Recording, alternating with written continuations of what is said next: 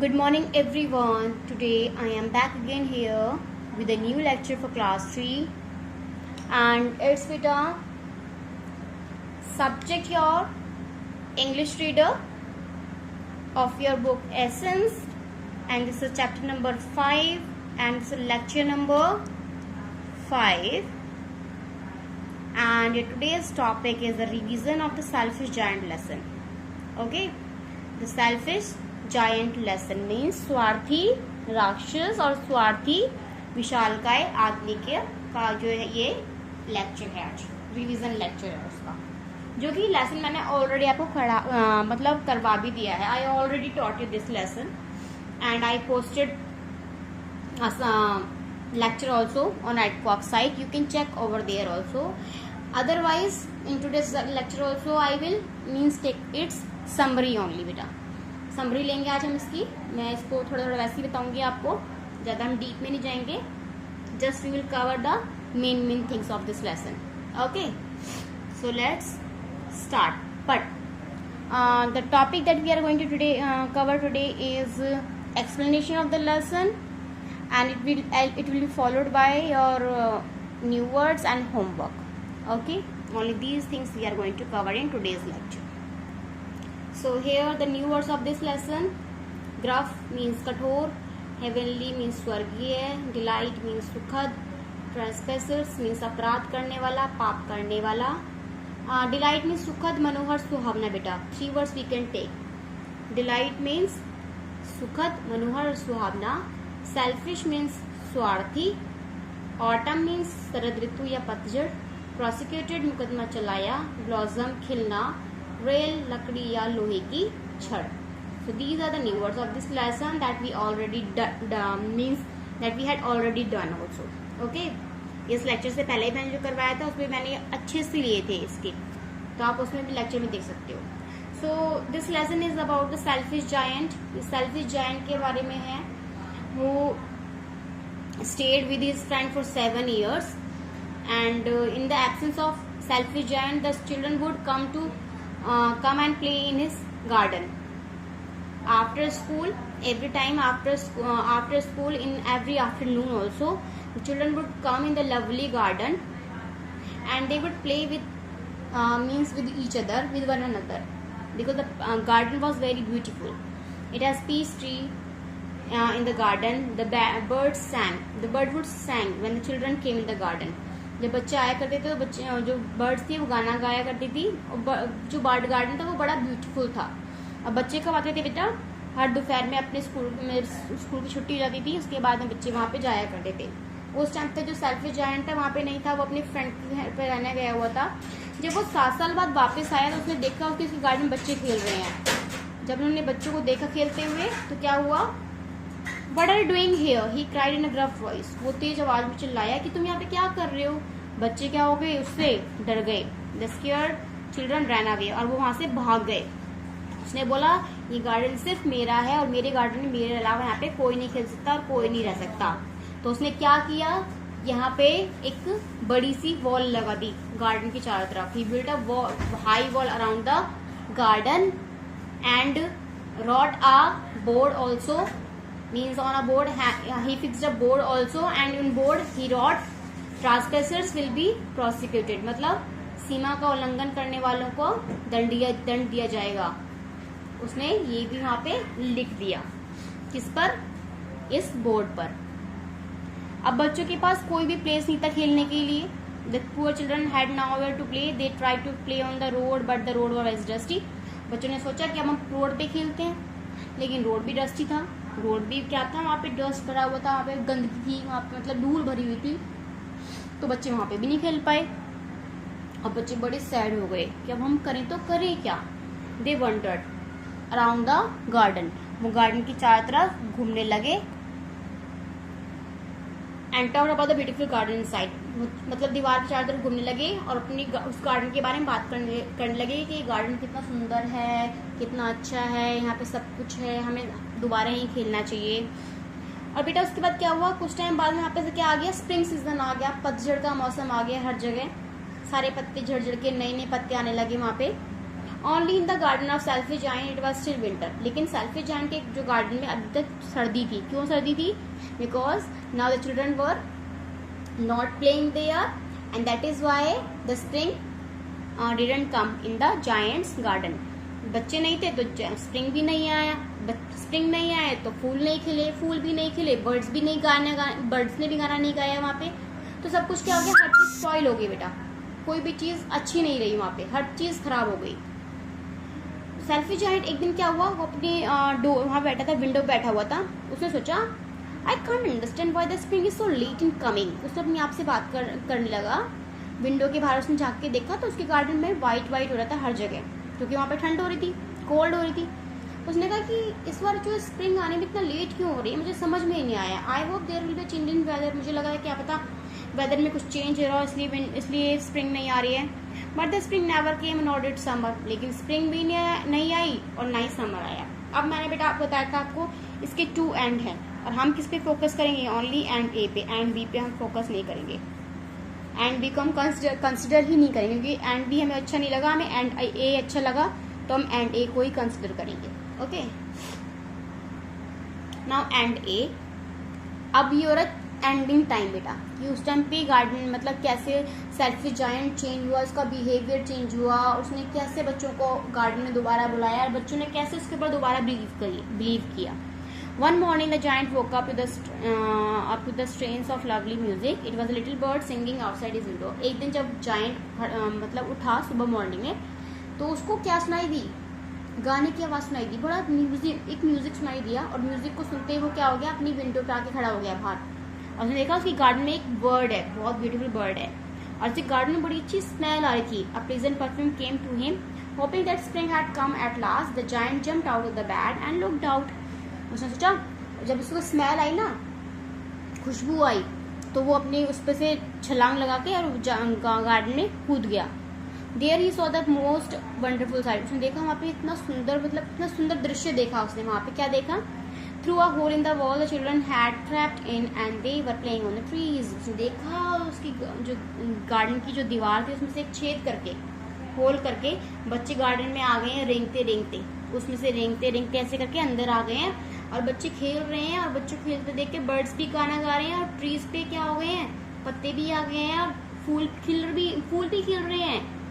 Okay, flower भी blossom कर रहे हैं, हर चीज अच्छी हो गई है। The trees were so glad to have the children back again and that they had covered themselves with blossoms. उसने देखा कि ट्रीज क्या हैं? ट्रीज ने अपने आप को पत्तियों से, फूलों से ढक लिया है और हर जगह खुशी हो चुकी थी। बच्चे खेलने लगे थे दोबारा, खेलने लगे तो बर्ड्स भी गाना गाने लगी। बर्ड्स ने गाना गाया, फूलों ने खिलना स्टार्ट कर दिया, हर चीज बहुत अच्छी हो गई। The birds were chirping with delight and the flowers were looking up through the green grass and laughing. It was a lovely scene. मतलब ये सीन बड़ा लवली था, बहुत अच्छा था। बर्ड्स भी गाना गा रही थी खुशी से, फ्लावर्स भी खिलखिला रहे थे, हर चीज बहुत अच्छी हो गई थी। As the giant looked out, his heart melted. How selfish I have been, he said. जैसे उसने बाहर देखा, ये सब देख के उसका दिल है ना पिघल गया। मेल्टेड मतलब पिघल गया, उसका दिल पिघल गया। उसको बड़ा मतलब he felt poor for the children, उसको बच्चों के लिए बड़ी दया आई। Okay, he felt pity for the children. उसने सोचा कि मैं कितना गंदा रहा आज तक, मैंने कितना निर्दयी रहा, मैं कितना गंदा जायंट बन के रहा यहाँ पे आज तक। Now I know why spring didn't come here.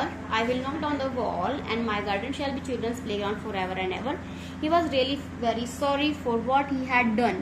मतलब उसने क्या सोचा कि अब मैं क्या करूँगा, अब मैं इस जो दीवार को तोड़ दूंगा and my garden shall be children's playground forever, और मेरा जो गार्डन है बच्चों की दोबारा हो जाएगा, मतलब बच्चों के लिए दोबारा उसकी डोर जो है वो ओपन हो जाएंगे। And he was really sorry for that. उसके लिए वो बड़ा उसने सॉरी फील किया, because the children now came in his garden and the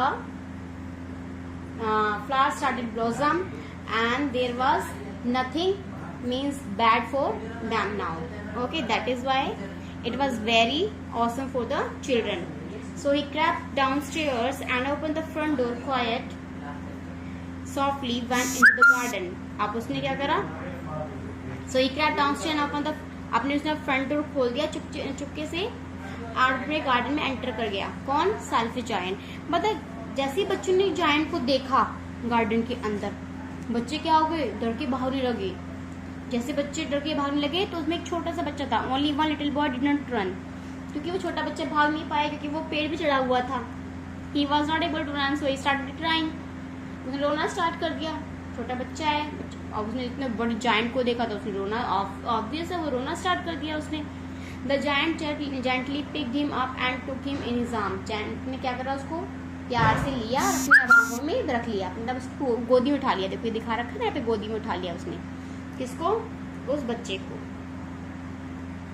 अब बच्चे ने भी क्या किया? The boy stretch out his arm and flung them around the giant's neck and kissed him. बच्चे ने अपनी बाहें खोली और जायंट को नेक को पकड़ लिया, उसको किस करा। When the children saw, जब बच्चों ने दूसरे बच्चों ने देखा कि जो जायंट है वो चेंज हो गया, वो वैसे नहीं है, पहले तरह विक्ड नहीं है, पहले की तरह मतलब गंदा इंसान नहीं है, या फिर यू कैन से कि वो बड़ा चालाक वाला नहीं है इंसान, या फिर धूर्त इंसान नहीं है, ठीक है, दूसरों को तंग करने वाला नहीं है। अब तो बच्चे भी क्या हो गए? बड़े खुश हो गए। It is your own garden now little children said the giant. Giant ने क्या बोला? कि ये तुम्हारा अपना गार्डन है अब। He took a great hammer and knocked on the wall. उसने एक बड़ा सा हैमर लिया, हथौड़ी लिया और पूरी दीवार को तोड़ दिया। Every afternoon when the school was over, हर दोपहर जब स्कूल ओवर हो जाता था, children came and played with the giant. बच्चे आते थे और जायंट के साथ में खेलते थे। As the giant was the children playing, he would say, I have many beautiful flowers, but the children are the most beautiful flowers of all. उसने क्या बोला? जब बच्चे इस वक्त खेलने लगे जायंट के साथ में, जायंट भी बड़ा खुश हो गया। उसने क्या बोला बच्चों से? उसने अपने आप से बोला, नहीं बच्चों से भी बोला और अपने आप से बोला। क्या बोलता था वो? कि मेरे गार्डन में बहुत अच्छे अच्छे ब्यूटीफुल फ्लावर्स हैं, लेकिन सबसे अच्छे फ्लावर कौन से हैं? मेरे ये प्यारे बच्चे। क्योंकि now he would love the children. अब वो बच्चों को प्यार करता था, and he would play with the children also because he allowed everyone to enter in his garden. Now he was no longer a selfish giant. अब वो एक सेल्फिश जायंट नहीं था, वो चेंज हो गया था। Now he was no longer wicked person. Okay, now he had changed himself a lot only because he realized his mistake at the end. उसने अपनी mistake को realize करा and he entered everyone to in his garden because his garden was very beautiful and the beautiful thing can be admired by the people only. ठीक है? और beautiful things को बेटा, अगर मेरे पास कोई भी beautiful चीज़ है और मैं आपको ना दिखाऊं तो किसको पता चलेगा कि वो मेरे पास beautiful चीज़ है या नहीं है? उसकी तारीफ कौन करेगा?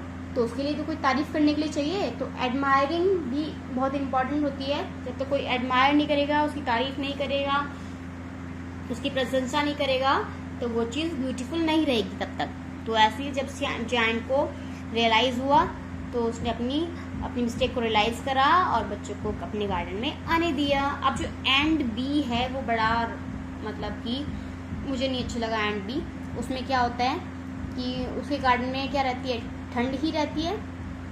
ठीक है, जब वो बच्चों को नहीं आने देता, और वहीं से स्टोरी स्टार्ट हुई दोबारा, जब वो बच्चों को नहीं आने देता तो उसके गार्डन में ठंड ही रहती है। फ्लावर्स हैं वो भी वहाँ पे नहीं खिलते हैं। नोटिस बोर्ड को देख के फ्लावर्स भी अपने दोबारा धरती के अंदर मतलब ज़मीन के अंदर चले जाते हैं। और वहाँ पे बच्चे भी नहीं थे गार्डन में, तो इसलिए ट्रीज भी नहीं हो रहे हैं वहाँ पे, ना ही कोई बर्ड्स गाना गाने आए। अब जब ऐसा कुछ नहीं हुआ, विंटर ही रही, तो क्या हो गई? वहाँ पे स्नो भी आ गई, फ्रॉस्ट भी आ गई। ठीक है, स्प्रिंग नहीं था तो वहाँ पे कोल्ड विंड भी आ गई रहने के लिए, हेल भी आ गई, और मतलब कि और सारे उसके काजल को ख़राब कर दिया उन्होंने।